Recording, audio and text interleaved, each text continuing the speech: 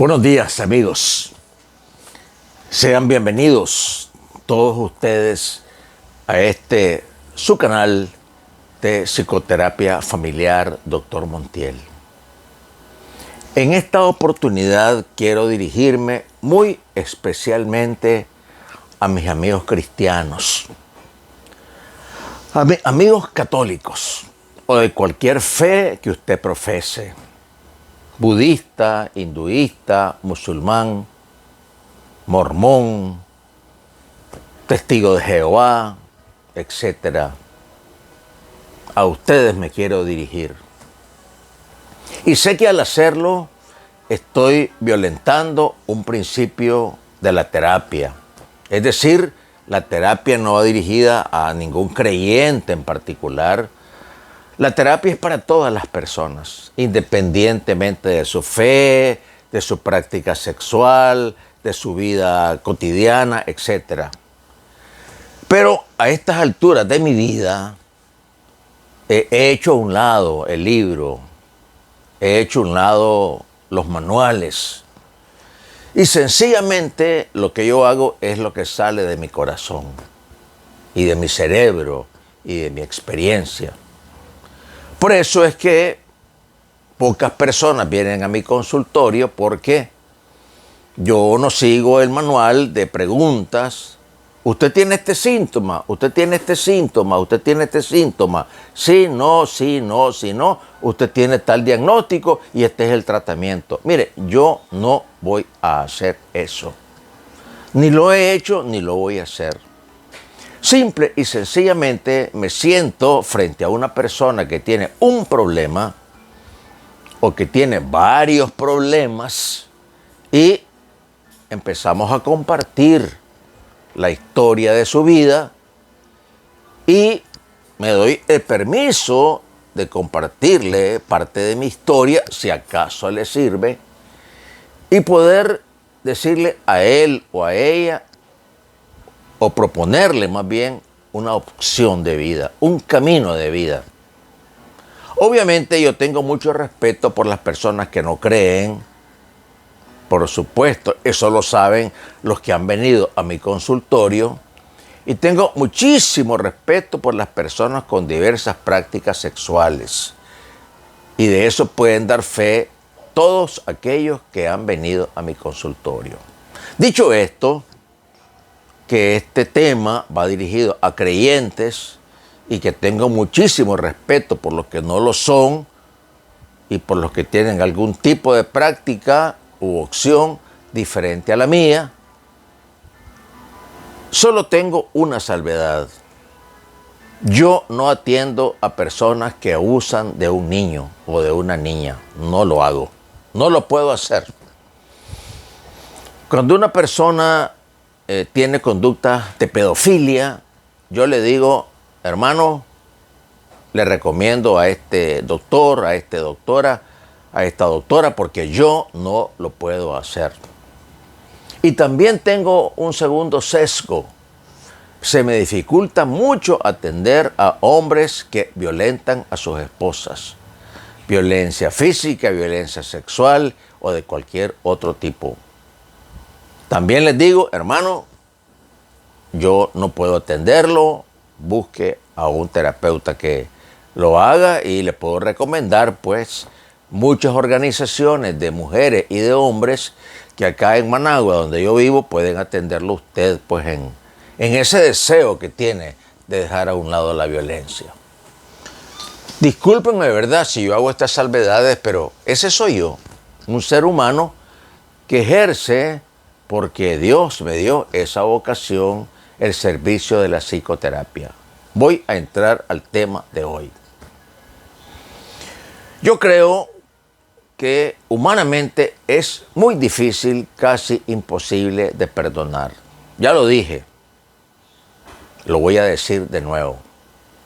¿Qué hijo puede humanamente perdonar cuando sus padres han abusado de él o de ella sexualmente? Es muy difícil.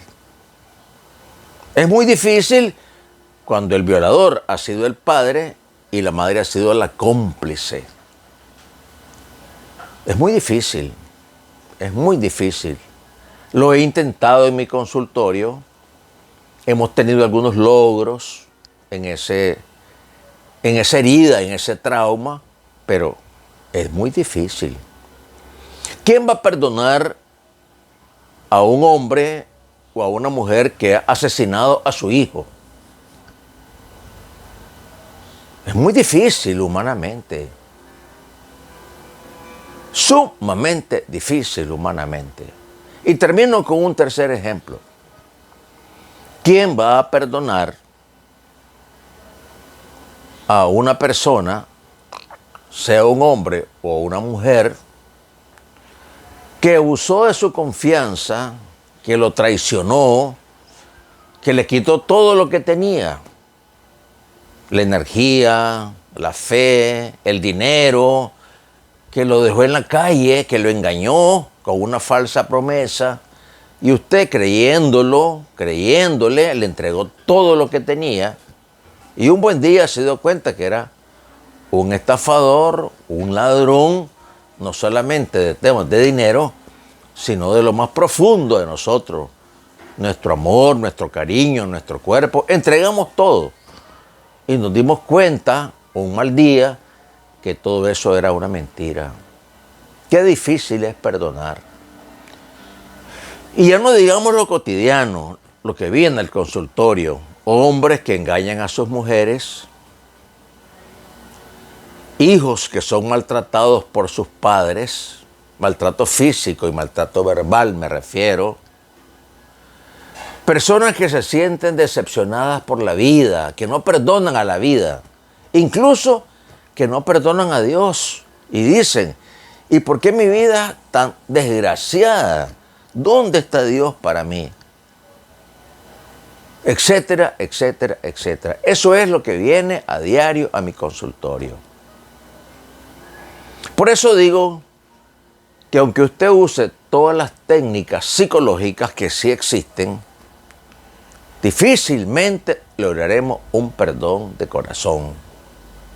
Podemos usar una técnica psicodinámica, una técnica conductista, una técnica humanista, una técnica gestalt o la técnica moderna, pues, de la terapia cognitivo-conductual. Por supuesto que hay que emplearla, mis colegas psicólogos y psiquiatras la emplean y muchos de ellos tendrán éxito, bien por ellos. Voy a lo mío.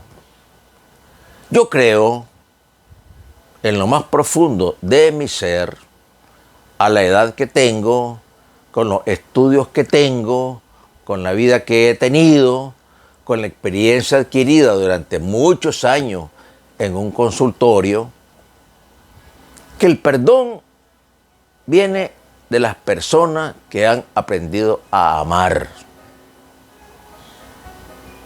Y no me refiero a ese amor pues que sale en las películas, en las series, que básicamente es un amor sexual o un amor por intereses, dame que te doy. Usted sabe que eso no es amor. El amor sexual no es amor y el amor pues dame que te diré tampoco es amor, ese es un negocio. Te doy algo y me das algo. Pues eso no es amor. Pero la persona que ama, que ha aprendido a amar, es una persona que es capaz de perdonar. Y tengo muchísimos ejemplos que le puedo hoy compartir a usted que me está escuchando. Como digo, aunque sea una sola persona en el planeta que escuche y que logre reflexionar y que logre cambiar de vida, yo me doy enteramente por satisfecho. Porque no estamos salvando solamente a la persona que no puede perdonar. Si fuera eso, pues, es un acto técnico, es un acto terapéutico, un acto humano. Posiblemente estamos salvando, porque no soy yo, es Dios que actúa a través de las personas, estamos salvando a ese hombre, a esa esposa, a ese matrimonio, a esa familia, a esos hijitos de una vida eterna alejado de Dios. Porque para poder amar para poder amar a Dios, que es el centro del amor, hay principios básicos de fe que usted tiene que creer. Y si no cree, pues Dios hará la obra. Y si usted no quiere escuchar a Dios, pues bien, eso es su decisión, es su libertad humana. ¿Cuáles son los pilares básicos del amor a Dios? Primero es la fe. Yo debo creer en que Dios existe, que me creó, que Él creó el cielo y la tierra, que Él creó todo lo que tenemos. Eso que uno le llama la bendición de cada día, ¿quién cree que se la dio? Ciertamente usted trabaja, por supuesto que hay que trabajar.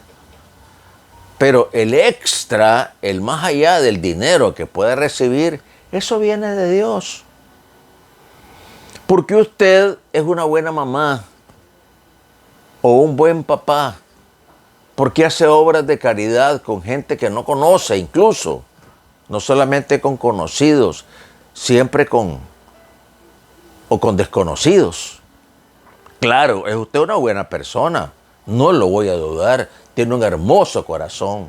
Pero fíjese que eso no es suficiente. Hay algo en su interior y usted lo debe saber, usted lo ha experimentado, que se llama la gracia de Dios. Y cuando la gracia de Dios está en nuestro corazón, somos capaces de hacer la mayor bondad del mundo. Así como también, si usted se aleja de Dios, es capaz de hacer la mayor barbaridad del mundo. Eso que usted lee en las noticias, esos crímenes horribles que usted se escandaliza, e igual yo, ¿de dónde provienen? De hombres y mujeres que se han alejado de Dios. Ciertamente están bajo el influjo del alcohol, de la marihuana, de la droga. Todo eso es cierto. Pero la maldad en el corazón del hombre, que es connatural pues al pecado original, y que el Redentor vino aquí para poder redimirnos con su sangre, pero cuando usted se aleja de eso, cuando usted menosprecia el sacrificio de Dios, su pasión, su resurrección, mire, se convierte, y lo dice la palabra, no lo digo yo, ¿sabe cómo se convierte? En un animal. Un animal rabioso y furioso que es capaz de todo. En eso nos convertimos los seres humanos. Por eso cometemos esos crímenes de odio.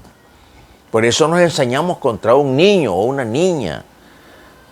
Por eso es que los países ricos escondieron las vacunas para que los países pobres pasara lo que pasó, usted lo leyó, o los ancianos en el primer mundo. Porque el corazón del hombre se endureció a tal punto porque se alejó del amor de Dios. Y los nuevos amores de los hombres, usted sabe cuáles son: el dinero, el poder, la soberbia, el yo puedo, el yo quiero, el yo voy a hacer lo que me da la gana. Y si además de esos pensamientos usted tiene $1 millón, 10 millones de dólares, una vida muy cómoda, pues mire, mucho menos se va a acordar de la gente que sufre. Y ese yo, ese ego deformado por el alejamiento de Dios, va a crecer. ¿Y qué va a pensar en perdonar? Mire, muchas veces, y esto no es humano, debemos pedirle perdón al que nos ofendió, al que nos hizo daño. Y usted me va a decir, pero doctor, usted está loco. El que me tiene que pedir perdón es él. Pero fíjese bien, escuche, esa persona que la ofendió, que la dañó, que le dejó esa herida, esa cicatriz en su cuerpo y en su alma, esa persona no está en los caminos de Dios. Esa persona no cree o cree a su manera. Porque si él creyera, no habría actuado de esa manera, ni estaría actuando ahora de esa manera. Así que hablo con usted, que sí cree, usted que tiene la cicatriz. ¿A quién cree usted que beneficia el perdón? A la persona que le robó, a la persona que la violó, a la persona que le partió el corazón, a la persona que la abandonó. Fíjese que el perdón, en primer lugar, en primer lugar, lo beneficia a usted. Es liberarse, mire, de una carga, de una tonelada que anda cargando ahí en su corazón, en su espalda. ¿Y cómo se manifiesta esa falta de perdón? En su actitud. Una actitud de juzgar a todo el mundo, una actitud de envidiar a todo el mundo, una actitud de odiar, de que nada de lo que pase a su alrededor le interesa ni le conmueve y le vale. Que se muera. Esa actitud no proviene de Dios ni proviene de una persona que ama.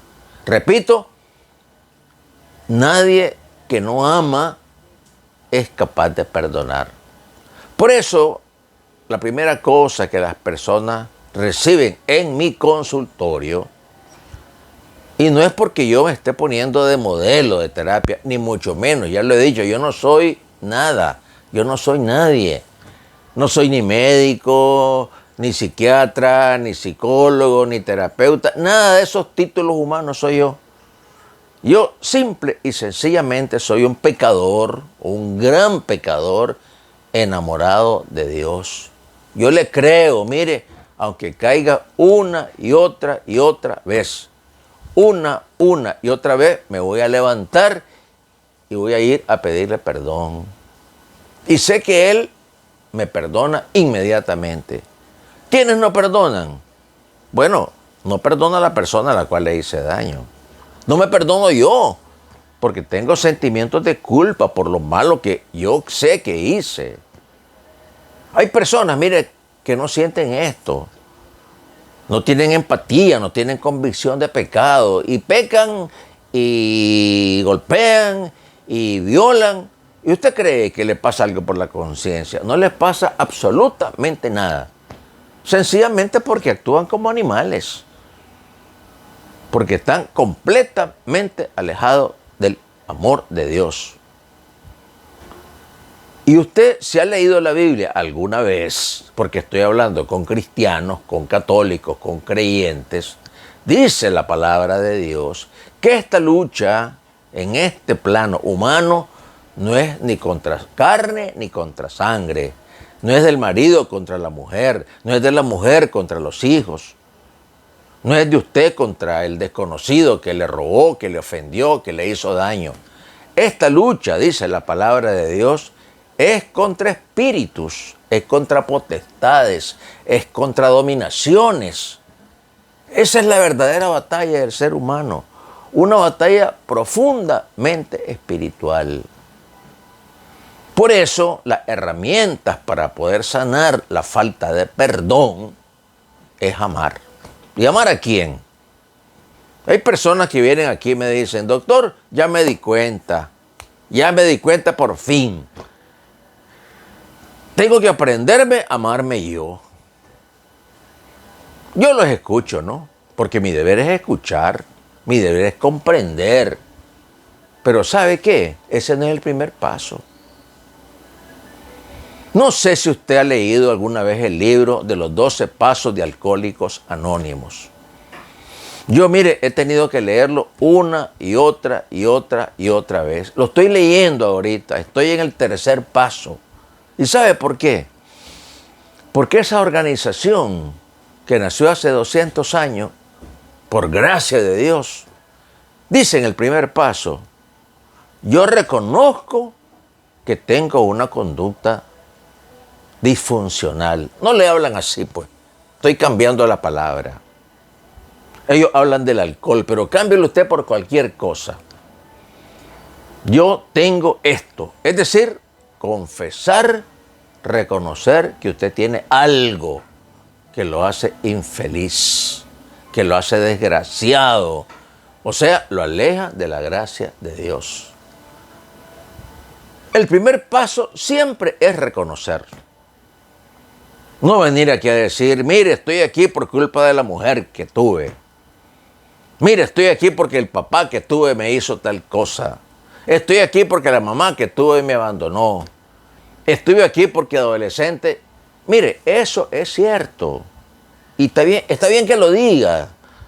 debo escucharlo. Pero una vez que ese relato lo escuchamos, una vez que nos reconciliamos de alguna manera con ese pasado, porque ese pasado no va a volver. Ese niño abandonado ahí está, en el pasado, no va a volver. Aunque usted lo lleve aquí dentro de su corazón, de su mente, esa mujer maltratada no va a volver a ser maltratada por ese hombre. Eso no va a volver. Pero claro, eso está aquí, en su mente, en su corazón. Entonces, una vez que la persona hace catarsis, habla de todo lo que lo ha herido y empieza a culpar a todo el mundo, la invitación, poco a poco, porque este es un proceso. Es como la pedagogía de Dios. Al joven rico, mire, que cumplía con todos los mandamientos. Todos los mandamientos los cumplía. Cumplía los 640 mandamientos de la ley de Moisés.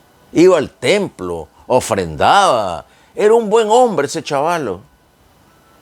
Pero cuando el Señor le dice, porque él pregunta, ¿no? ¿Qué me falta, maestro, para alcanzar la vida eterna? Y el Señor le dice, vende todo lo que tiene y dáselos a los pobres.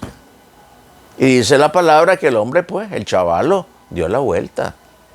Porque él no podía. Sí podía, pero no quería desprenderse de todo lo que tenía para poder ser salvo. ¿A qué se refiere Dios con entregar todo lo que tenemos? Mire, hay gente que lo entiende mal. No se trata que yo entregue, pues, mi cama, pues, ¿verdad? Mi computadora, pues, mi televisor, mi abanico, que ahorita lo tengo encendido. No se trata de eso. Es entregar eso, mire, que no nos va a dejar salvarnos. ¿Usted cree que me va a salvar mi televisor? O mi abanico, o mi cama, o mi computadora. Para nada. Para nada. ¿Qué es lo que pide el Señor que le entreguemos? Son nuestros pecados. Es nuestra vida desordenada, lo que hemos tenido antes. Usted me va a decir, ay, doctor, yo no peco, yo no mato, yo no robo. Mire, se lo digo con todo cariño. El que dice que no peca, hace mentiroso a Dios. Todos pecamos, todos. Usted y yo que está como monja, pues, en un convento de clausura. El Santo Padre que está ahí, pues, en Roma. Le pongo dos ejemplos, ¿no?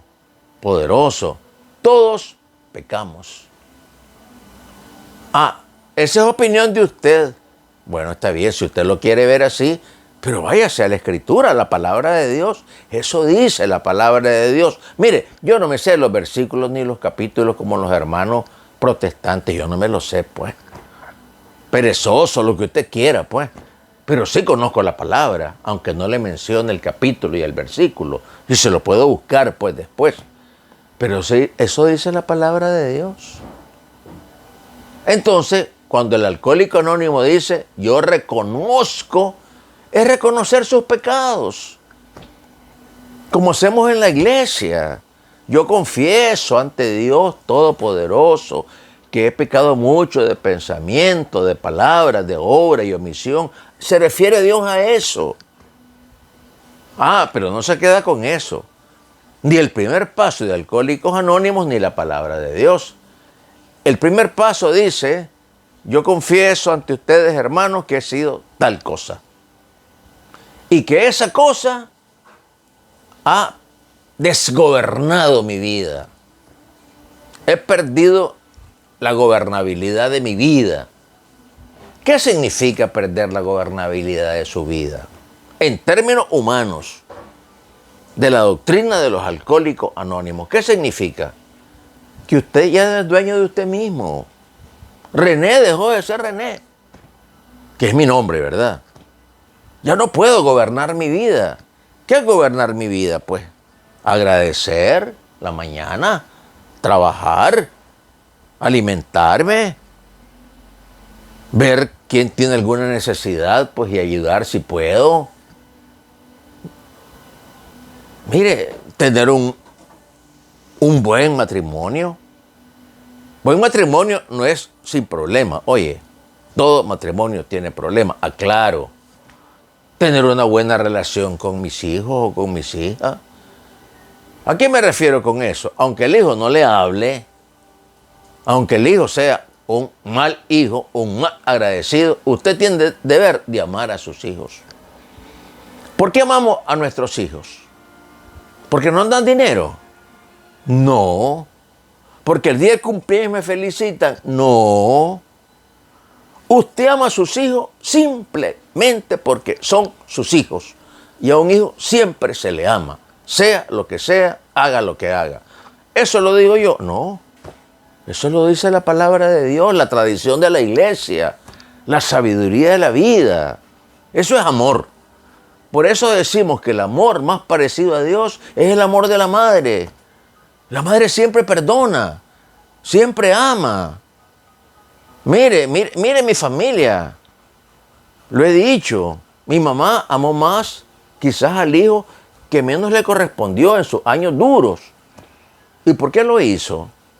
Yo lo entiendo ahora y me costó entenderlo en su momento, porque las madres están llenas de amor. Y muchas veces aman al que menos la ama, al que más la ha abandonado, porque la madre sabe que ese hijo es el que más alejado de Dios anda.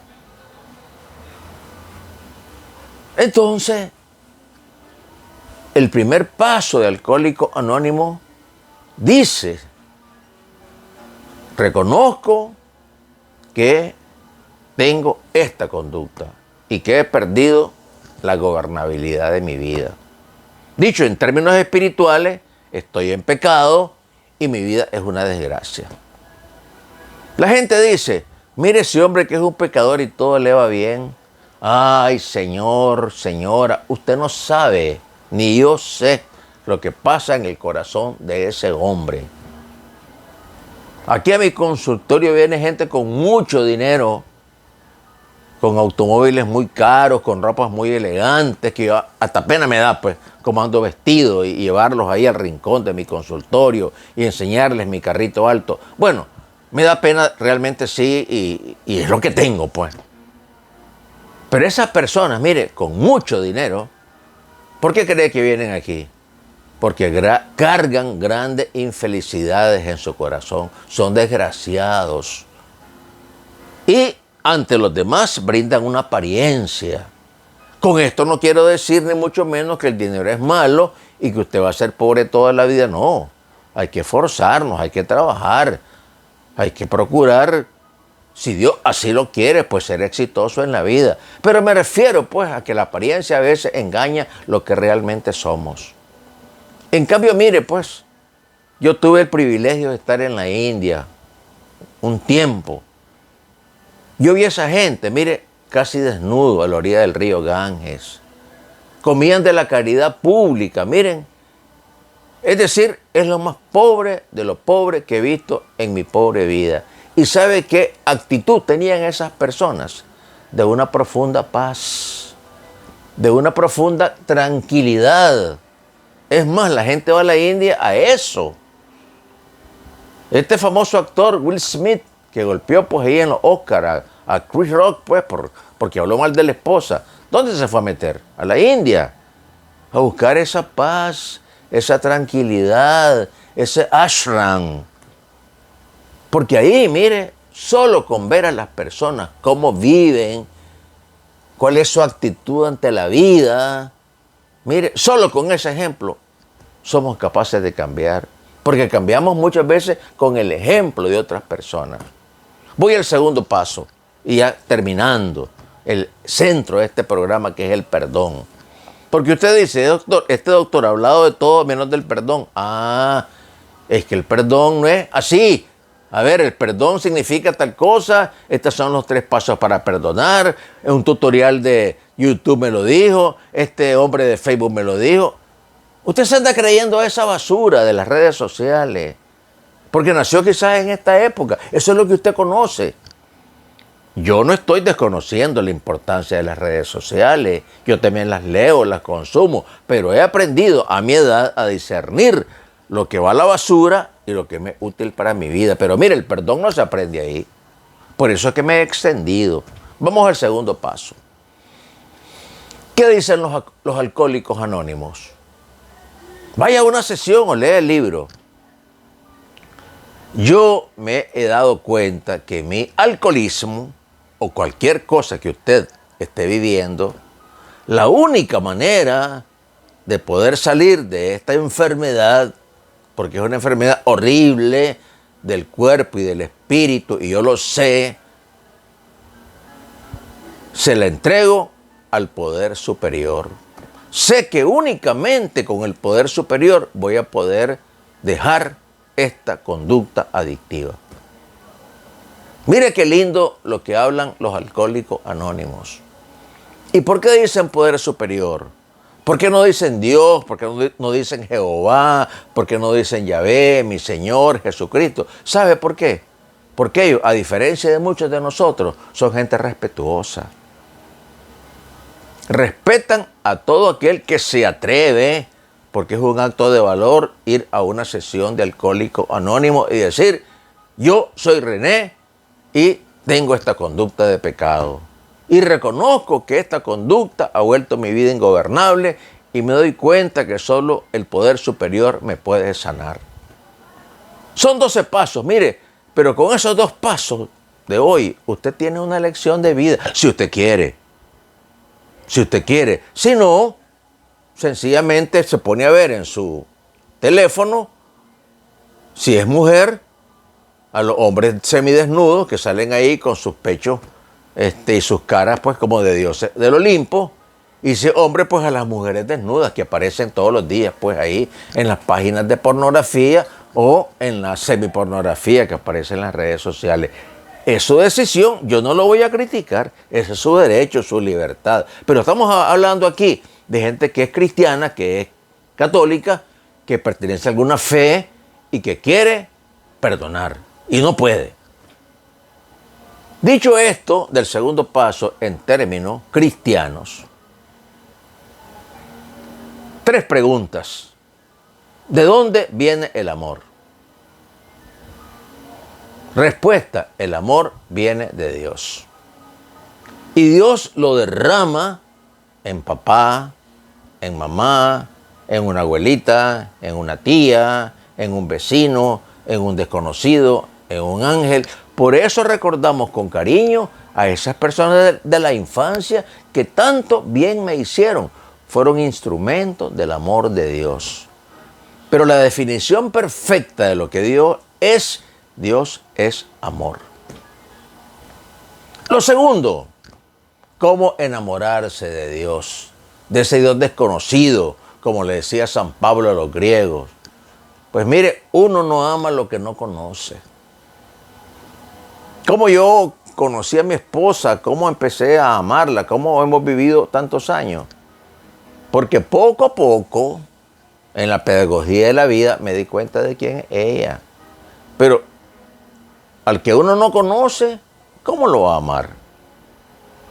Incluso a Jesucristo, mire, que todos deberíamos conocerlo, ¿verdad? De Él se hacen camisetas, se hacen imágenes, se habla en nombre de Dios, se promete en nombre de Dios, se jura en nombre de Dios. Jugamos, mire, con la palabra de Dios y con el nombre de Dios. Es un pecado, pero bueno, todos los días ocurre. ¿Cómo se conoce la palabra de Dios? ¿Cómo se conoce Dios? Mire, si usted lee la Biblia empieza así. En el principio era la palabra. Esos son los primeros versos de la Biblia. ¿Qué nos quiere decir con eso? Que siempre, siempre, siempre, antes de todo, existía la palabra. Y la palabra está escrita ahí, mire, ahora en todos los idiomas. Si usted es árabe, pues está en árabe. Si usted es francés, está en francés. Si usted es británico, pues está en inglés británico. Yo, pues, que nací en América Latina, pues, en el idioma, pues, español, que hablamos aquí, en América Latina. Ahí está la Biblia.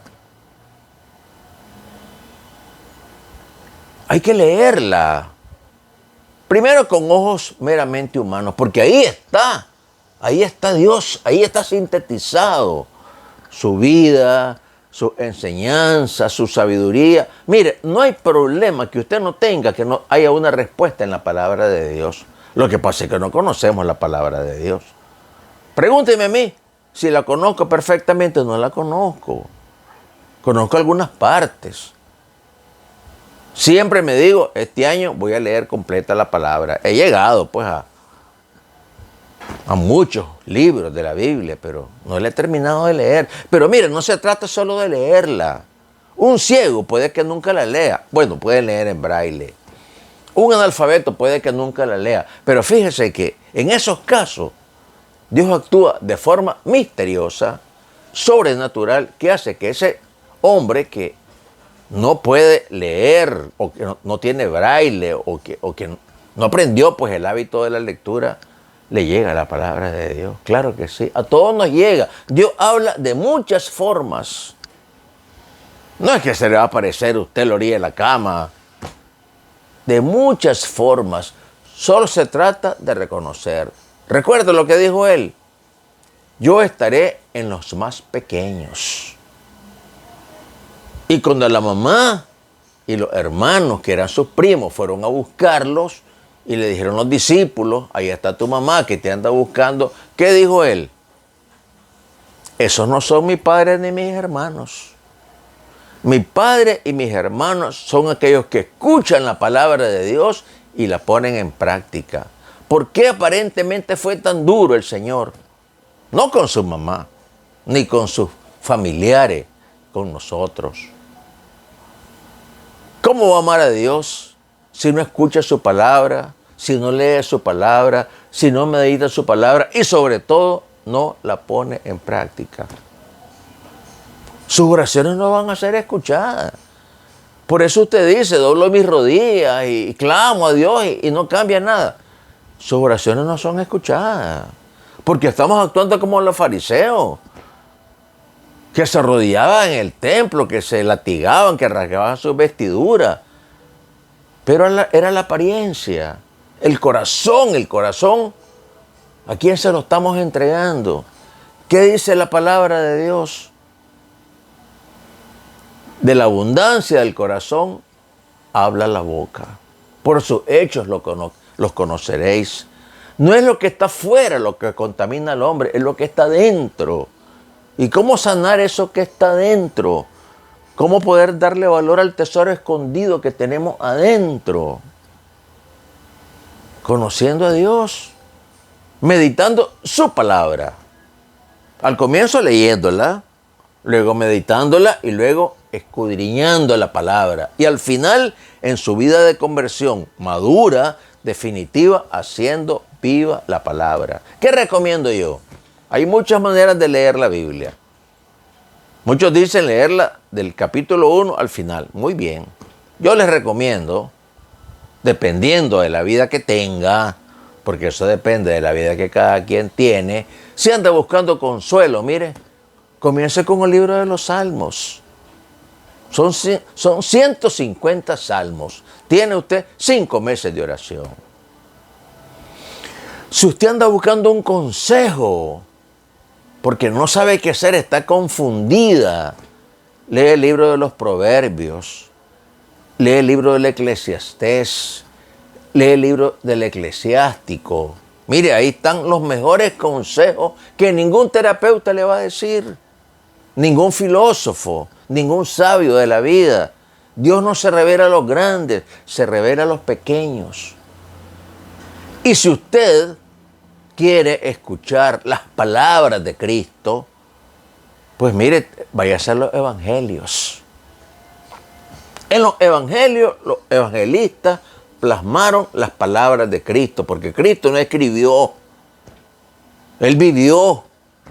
Y lo que Él vivió, lo que Él dijo, lo que Él hizo, fue escrito por esos hombres a quienes llamamos evangelistas. ¿Por dónde comenzar la lectura de los evangelios? Mire, yo le diría que comencé con San Lucas. San Lucas es el evangelista de la misericordia. Y lo que usted requiere y lo que yo requiero es misericordia, porque Dios es misericordioso. ¿Por dónde debe seguir? por el evangelio más viejo, que es el de San Marcos, aunque aparezca primero el de San Mateo, en segundo, pero el primero fue escrito por San Marcos. Lea San Marcos, luego siga con San Mateo y termine con San Juan, porque San Juan es el evangelio dirigido a personas que ya tienen una conversión más profunda en su fe, una fe más madura. Y si finalmente usted quiere decir o quiere leer qué pasó después de la vida del Señor, pues léase las cartas de los apóstoles. Mire, comienza con la carta de Santiago, con la carta de los Hebreos, con las cartas de Juan, que son pequeñas, de 1, 2, 3 páginas. Y al final termina con las grandes cartas de San Pablo, las maravillosas epístolas de San Pablo. Una vez a un hermano, mire, cometí el error de decirle que leyera la carta a los romanos. Al mes volvió y me dijo, no entiendo absolutamente nada. Y tenía razón. La carta a los romanos no se lee de primero, a menos que Dios lo inspire, que el Espíritu Santo lo inspire, y usted puede hacer todo, hablar en lengua, todo, el Señor todo lo puede. Y al final le hace el libro del Apocalipsis, que es el libro de la redención, de la vida eterna. Ahí verá usted al Señor descender con toda su gracia y majestad. Ahí verá usted a la Virgen que le pone la cabeza al dragón. Ahí es el libro de la esperanza en la vida eterna. Yo le recomiendo de último, ¿verdad? Pero si usted está maduro en su fe, si Dios le dio ese don de ciencia, pues puede comenzar por donde usted quiera. ¿Qué es lo tercero que hay que hacer para poder perdonar? Pero que antes el requisito dijimos que es el amor. Pues mire, sigue leyendo los 12 pasos. Le resumo 3. Dice el libro de los Alcohólicos Anónimos, hacer un inventario moral de nuestra vida. Diríamos en términos cristianos, haga una revisión cuidadosa de los pecados de toda su vida. En la Iglesia Católica le llaman la confesión general. En la Iglesia Evangélica es la confesión general con el pastor. En todas las iglesias existe. Otros lo hacen directamente con Dios. Cada quien vive su fe de diferente manera. Haga un inventario minucioso de su vida, dice el libro de Alcohólico Anónimo. Desde que usted tuvo uso de razón y convicción de pecado. Usualmente los niños, miren, no tienen convicción de pecado. Aunque ahora los niños están madurando muy rápidamente y hacen cositas, pero vamos, pues son pecaditos infantiles que se confiesan en la primera comunión si usted es católico. Pero bueno, hago un inventario. ¿Yo dónde comencé? Comencé con la vida con mi mamá, que es lo que yo recuerdo. Seguí con el rencor con mi papá y así fui hasta el día de hoy. Esa confesión general, ese escrutinio, mire, son varias páginas a veces. San Francisco de Sales, mire, elaboró 5 páginas que se llama Cómo hacer un buen examen de conciencia. Porque a veces hacemos el examen de conciencia a como nos parece, como nos sale mejor. Hasta el confesor le decimos lo que él nos quiere oír. Llegamos culpando a otras personas y no hablamos de nosotros. Pero bueno, esa es la libertad de cada quien. Y el siguiente paso de Alcohólicos Anónimos dice ir donde esas personas y reparar el daño que hemos hecho. A menos que ese daño sea peor que la ofensa infringida. ¿A quién no daña un alcohólico? Mire, por favor. ¿A quién no daña un pecador, un agresivo, un neurótico? Mire, no hablo de enfermedad mental.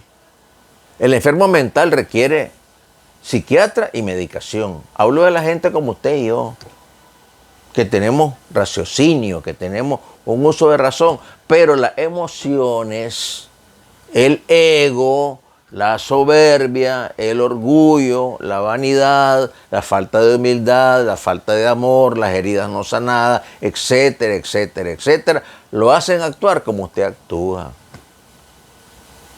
¿Qué hacer entonces? Asistir con humildad a la confesión general Y no quedarnos con eso. Se trata ahora de reparar el daño que hemos hecho. ¿Y cómo se repara? Bueno, mire, ya esto da para muchísimos programas, pues ya debo terminar. Mire, lo primero, y ahí viene la gran palabra, es el perdón. Su corazón, mire, compungido, arrepentido, contrito, con una convicción de pecado, de lo malo que usted ha hecho. Usted, mire, sin que nadie se lo diga, va a darse cuenta porque el Espíritu de Dios mora en usted, que debe ir a perdonar. Papá, perdón, porque te he fallado, porque no he sido el hijo que vos esperabas que yo fuese, porque de palabra, de obra o de omisión te he ofendido. Hoy vengo a pedirte perdón, a decirte que te quiero, a decirte que gracias por todo lo que hiciste por mí a lo largo de mi vida y todavía, aunque yo me dé cuenta, lo estás haciendo. Gracias, mamá, porque me tuviste en el vientre 9 meses, porque me diste el biberón o el pecho, me cuidaste de la enfermedad. Mire, cosas que uno no se acuerda que las madres hicieron por nosotros. Lo más parecido a Dios son las madres. A las madres hay que pedirles perdón, porque a veces nos ponemos malcriados, nos ponemos malagradecidos, decimos grosería. Pero por lo que haya sido, mire, usted conoce su vida, yo conozco la mía. Comience ahí con papá y mamá, si están vivos. Y si están en el cielo, mire, igual, esa alma en el cielo, en el purgatorio, requieren de sus oraciones, requieren de su perdón. Vaya a su iglesia, doble sus rodillas y pídele, como que estén vivos. Lo mismo. Luego siga con sus hijos. Y extiende el círculo, mire. Recuerde, a todas aquellas personas que le hice daño.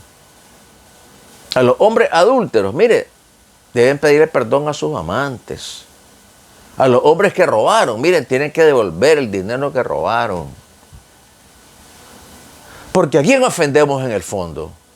No es a la esposa, no es a los hijos, no es al que le robamos dinero, ofendemos a Dios.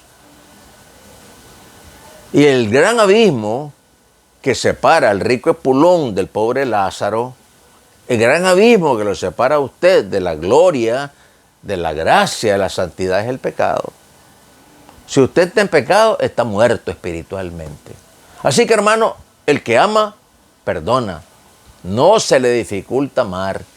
Y si comprendiéramos por qué esa persona hizo lo que hizo, no habría siquiera necesidad de perdonar. ¿Qué sabe de la vida del padre de su padre, del abuelo de su padre, del bisabuelo de su padre, del tatarabuelo de su padre o de cualquier persona? Mire, no sabemos absolutamente nada. Solo sabemos la cicatriz que tenemos en el cuerpo o en el espíritu. No sabemos de dónde viene tanta maldad acumulada generacionalmente. Y puede que usted, mire, con ese perdón salve a su padre, a su abuelo, bisabuelo, tatarabuelo. Mire, la salvación puede ser generacional. Son promesas de Dios. Si usted cambia de vida. ¿Usted puede cambiar de vida solo? Claro que no puede. Para cambiar de vida tenemos que agarrarnos fuertemente de la mano de Dios y pedir perdón todos los días. Ahora sí termino diciendo una frase a los matrimonios que vienen aquí odiándose, hiriéndose, deseando separarse, hablando pestes el uno del otro. Yo les digo, ¿qué es para ustedes el amor? Y la respuesta que me dan, ¿qué es para ustedes el matrimonio? Y la respuesta que me dan, miren, no tienen nada que ver. ¿Quién sabe dónde las leyeron? Si en Twitter, si en TikTok, yo no sé a dónde. ¿Sabe qué es el amor? ¿Sabe qué es el matrimonio? El matrimonio es un intercambio permanente de amor y de perdón. Se ama y se cultiva el amor todos los días y se perdona todos los días. La persona, el hombre, la mujer que cultive el amor todos los días y que perdona todos los días tendrá un matrimonio exitoso. Bueno, hermano, perdón por haberme extendido. Yo me despido por el día de hoy. Soy René, su amigo, un pecador, un cristiano enamorado de Dios. Que Dios los bendiga. Oye, que tenga un feliz día, un feliz mes, un feliz año y que aprenda a amar para que aprenda a perdonar. Y el que comprende, mire, ni siquiera tiene necesidad de perdonar. Hasta pronto.